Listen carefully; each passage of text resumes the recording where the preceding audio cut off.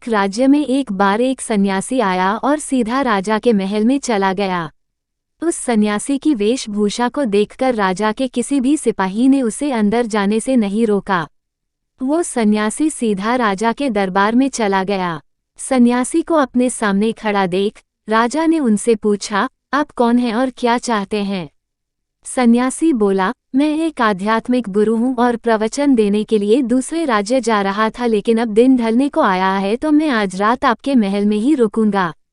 रात बिताने के लिए बस में थोड़ी जगह चाहता हूँ। सन्यासी की बात सुनकर राजा बोला, ये एक राजा का महल है, कोई विश्राम स्थल नहीं जो आप यहाँ रात में रुकना चाहते हैं। आप बाहर जाए, वहाँ रहने की आपको कोई ना कोई जगह मिल जाएगी। सन्यासी ने राजा से फिर प्रश्न किया, महाराज क्या मैं जान सकता हूँ कि आपसे पहले ये महल किसका था? राजा बोला, मेरे पिता का था, क्योंकि मुझसे पहले वही राजा था। सन्यासी ने फिर प्रश्न किया, अच्छा तो अब आपके पिताजी कहाँ हैं? राजा बोला, अब वो इस दुनिया में नहीं रहे, उन्हीं के बाद तो मैं राजा बना। अच्छा, आपके पिता से पहले ये महल किसका था? सन्यासी ने फिर से प्रश्न पूछा। राजा को अब गुस्सा आने लगा, लेकिन फिर भी उसने शांत होकर जवाब दिया, मेरे पिता से पहले ये महल मेरे दादाजी का था और अब वो भी इस दुनिया में नहीं है।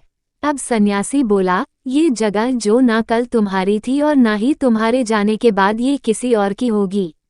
इस संसार में लोग कुछ ही समय रह पाते हैं और फिर चले जाते हैं। जहाँ हम अपना समय बिताते हैं वही हमारा विश्राम स्थल है। ना तुम इसे अपने साथ लेकर जा पाओगे ना ही कोई और। बताओ, ये महल एक विश्राम स्थल नहीं है तो और क्या है? राजा उनकी बात समझ गया और हाथ जोड़कर माफी मांगने लगा। उसने सन्यासी को रुकने को जगह दे दी। कैसी लगी आपको ये कहानी? आपको कहानी अच्छी लगी हो तो हमारे चैनल को सब्सक्राइब करें और बेल आइकॉन दबाएं। Thank you.